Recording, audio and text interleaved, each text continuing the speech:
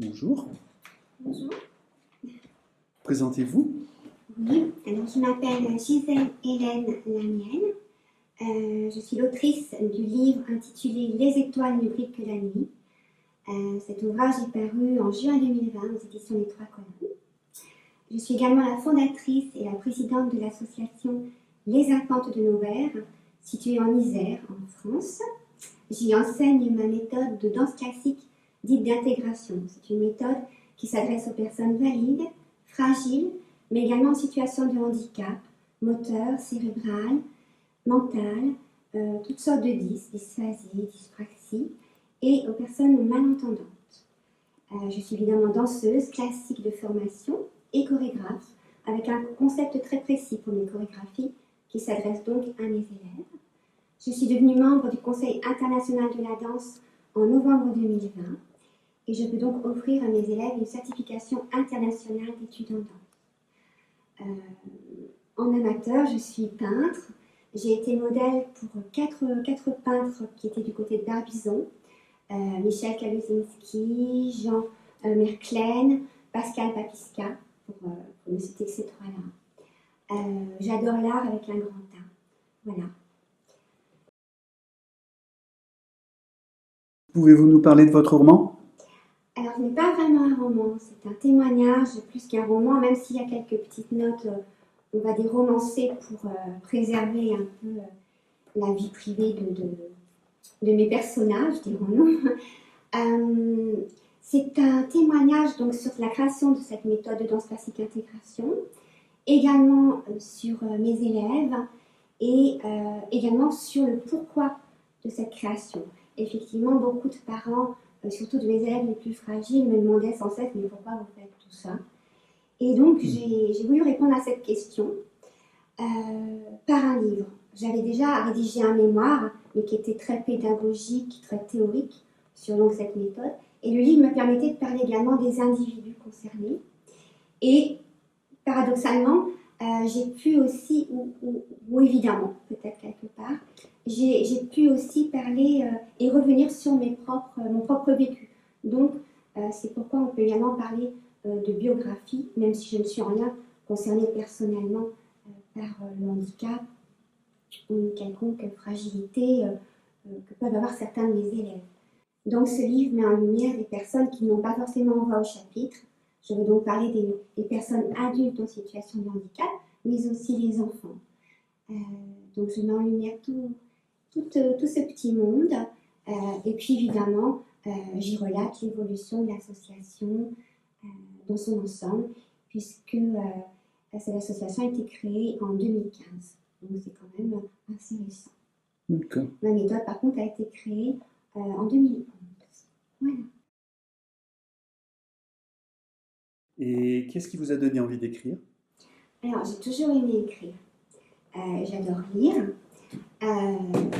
Cependant, entre écrire pour soi et publier un livre, il y a quand même un pas, voire un grand écart. J'avais donc, comme je l'ai dit précédemment, tout d'abord rédigé un mémoire. Et j'ai pensé que d'écrire le livre me permettrait donc effectivement d'humaniser en fait le récit de cette aventure qui est effectivement totalement humaine en fait en soi, et de parler également donc de ma passion de la danse classique à travers cette aventure humaine. Je me permets de lire un peu mes notes.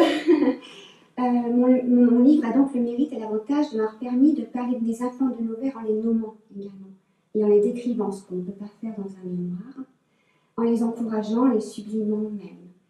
Il m'a également été permis de mettre des mots sur ma passion et mon propre vécu, et aussi anecdotiques qu'ont pu l'être mes confidences.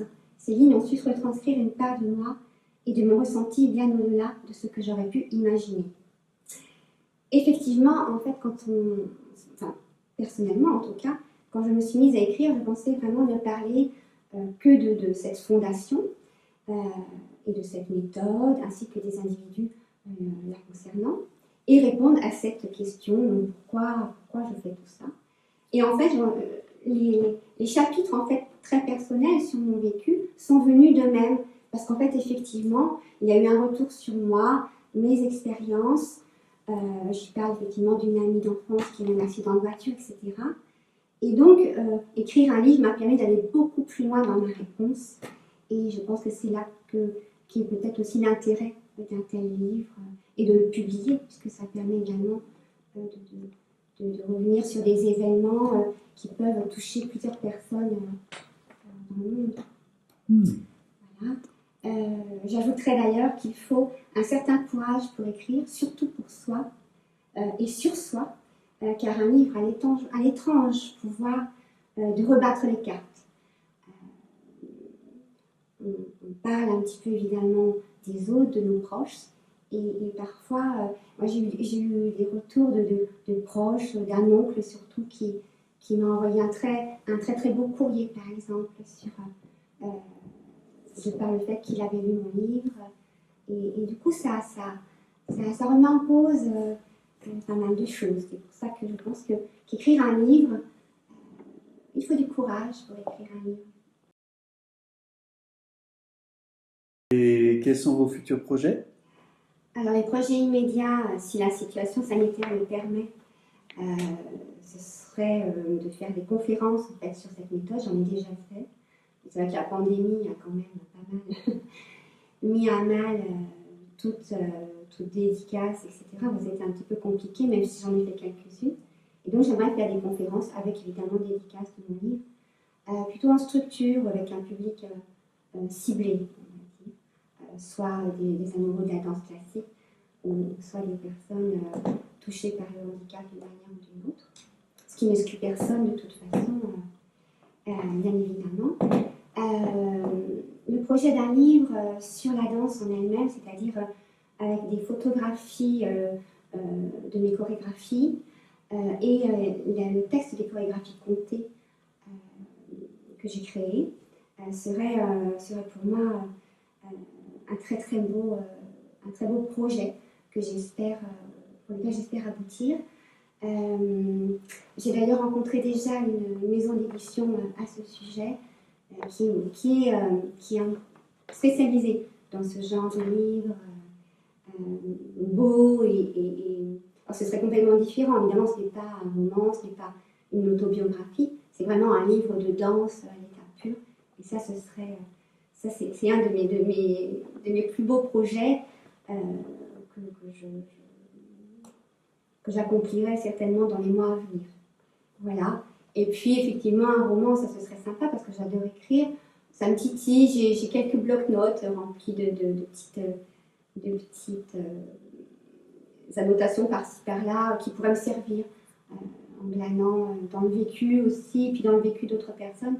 J'aimerais bien arriver à cela, mais bon, là, je n'aurai pas le temps pour le moment. J'ai quand même beaucoup de choses qui m'attendent à la rentrée, dont évidemment mon enseignement.